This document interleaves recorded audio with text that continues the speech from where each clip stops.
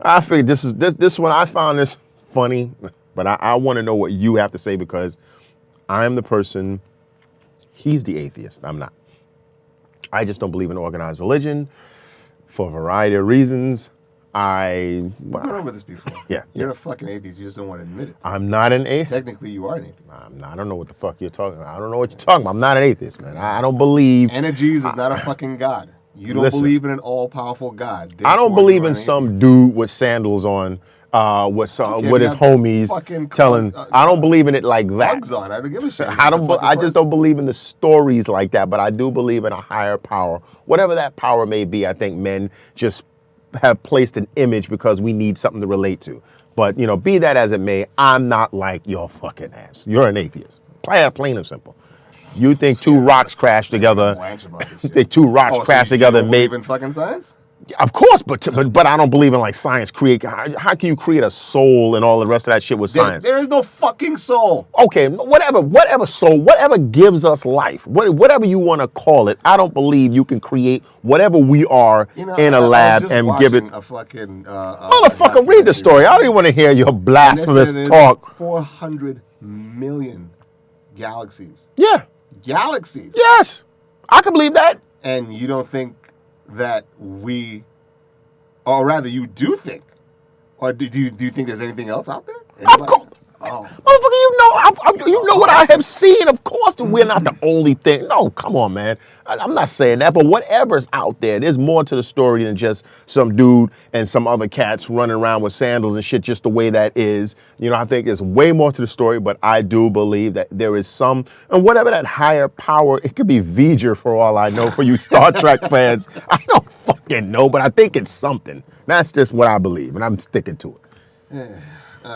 Anyway, we're ranting on because the Church of Mormon, and I'm not even too familiar with the Mormons, but their religion, so. For the first time in history, the Mormon Church, which prohibited polygamy 150 years ago, has admitted that its founder, Joseph Smith, had up to 40 wives, the youngest of whom was only 14. Ain't that sweet? The Church of Jesus Christ of Latter-day Saints has acknowledged that its founder and most important prophet practiced polygamy. The revelation came in an essay published quietly on its website in late October and reported by the New York Times earlier this week. Smith, who founded the church in 1830, married between 30 and 40 women, many of whom were already married to friends and other church members, according to the essay. The prophet said that he was visited by an angel who ordered him 3 times to adopt polygamy. The angel ordered him, but read this next part. It's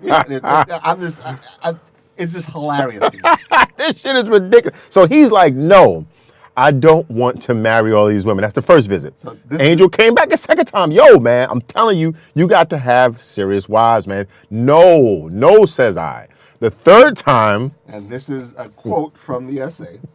During the third and final appearance, the angel came with a drawn sword, threatening Joseph with destruction unless he went forward and obeyed the commandments fully, the essay said. For 200 years, the church maintained that while early members practiced plural marriages, Smith did not engage in the practice. According to the essay, Smith engaged in sexual relations with 12 and 14 of his wives, to whom he was sealed for time and eternity. The others were merely sealed to him for the next life. His youngest wife, the daughter of Smith's close friend, was one such eternity-only bride. Yo, what's the matter, man? You people are morons. Hey, come on, man. I mean, the dude said, look, although Joseph Smith was a reluctant polygamist, he was fearful of ignoring what he perceived as God's will. Listen, exactly. If a giant angel came with a crazy sword talking about they're going to chop your head off if you don't do something, you said face destruction. Destruction. That means, he was going to, it was going to chop in pieces, man. As I tell folks when I have the religious debates these days, I was like, the one thing that, all you religions have in common is that you people can rummage up not a shred of tangible evidence that your God even exists. You can beg, you can bleed from your eyes, you can slaughter babies, and nothing's going to stop him. Your God's not going to stop you. He's not going to do anything.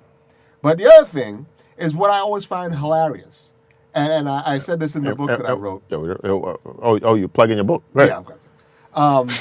Well, you're not going to tell them the title of your book? Well, I'll save it because it's not published yet. But actually, probably next year I will self-publish and it will be out. Okay. As I mentioned in my book, if you ever see the origin stories of some of these fucking religions and shit, Jesus is, I mean, it's common for us because we're raised in a Christian society, so we don't think it's that ridiculous and stupid, but it is. Virgin birth, and all the rest of that bullshit. Death, come back to life, yada yada yada. But like when I read the origins of Islam,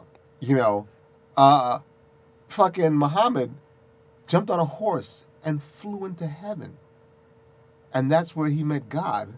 And God told him everything that ended up in the Quran, which I think he either wrote it up there or I don't know if he remembered it all, but he then flew back down to earth on a horse. And here was the Quran. And it could have been a spaceship, man. It could have been. Sure, it could have been. Could have been a spaceship. But they didn't say that, did they? They said a horse.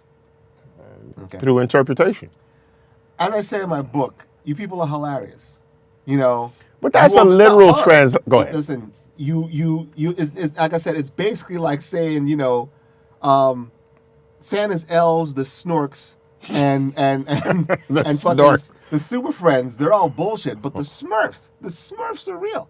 That's what you're saying when you're like, our religion, our origin story is real, and all these other people's origin stories and religions are bogus.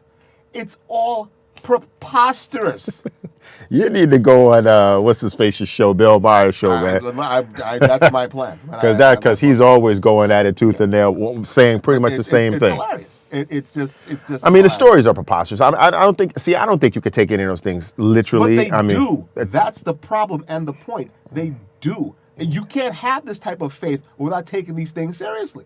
That's the whole point, and it's ridiculous. And again, you show another religion's fucking their shit. I mean, for Christ's sake, we all think Muslims are fucking lunatics and crazy and fucking homicidal maniacs. Yeah, Yet all they're doing is following their book to the T. And when we say we mean America, the way they're promoting Muslim. I mean, Islam, Muslims and Islam. Yeah, right. They're basically like the crazy religious boogeymen of the planet now. But again, if you people read your Bible, you'd be out slaughtering homosexuals. You'd be stoning your children to death for back talk. For sass. Exactly. All that kind of Killing your wife, or we'd have to kill you for fucking your wife when she was on a period. Yeah. Oh yeah. We'd have to do a whole bunch of murdering if it was taken literally. Yeah, if we followed our book, our Christian book, to the letter. Yeah. But you hypocrite scum, don't say that shit. You just fucking point your finger at the people who do take it to the fucking to the house. As they say in football, they take it to the house. Well, I mean, clearly you can't. I mean, anyone that see, that was look. I mean, because even in this Mormon story, they're going back and forth because some Mormons are not, since they've gone over 100 years of not believing, in a particular way, they're like, well, just because this revelation came out in October, we can't just flip our mindset and stuff like that. You can't. To honestly try and take any of this stuff literally is just madness. I think people take it literally up to the point that they're comfortable with it. Of course. And then beyond that, they're like, and then, see, that's my part that I don't like about religion is the subjective nature of it. Because let's just say, I remember you were telling me a story about a friend of yours whose mother had raised her in a religious household, and it kind of messed up her relations a little bit, her social life a little bit. There's like 3 of them I know. Yeah, messed up their social life a little bit. And then when she herself started to read and started to do more research, she was like, holy smokes, I've been like basically hornswoggled. And, that's my point. When it comes to all of this stuff, why you just have to push it all aside, because if you say I want to live a righteous life and I'm just going to take like 30% of this and the other 70% doesn't go well with me, well, who the fuck are you? Who are you to say, well, that 70% is not good for me? That's like, could I go back to like a child? If I'm telling a child, you can't mess with matches, guns, razors, hookers, blow, and all this other stuff. And the kid was like, well, you know what, man? I can stay away from the knives and I can stay away from the guns, but I got to have me some alcohol, hookers, and blow. No, you don't get a chance to tell me. I'm the parent. You're not doing any of that shit. It's my rule. And how do people, let's extract that. So, I mean, I just thought the story was interesting because if, when I put the article up, you'll see how they're fighting within themselves because they're like, well, first you wasn't for this, then because of this new revelation and this new, crazy Conan angel and shit, you're going another way. It's just, religion is really funny, man. It's really funny, but you can get killed. Sense, by the way. But you can get killed over that shit, man. You can get killed over that shit, man. Seriously. No. Who the fuck doesn't know that? Yeah, yeah. I mean, people have been fucking slaughtered in their religion. Yeah, I mean, and just saying some of the stuff that you've said, when they come to fucking chop your head in half, I'm going that way. Go that way. Okay.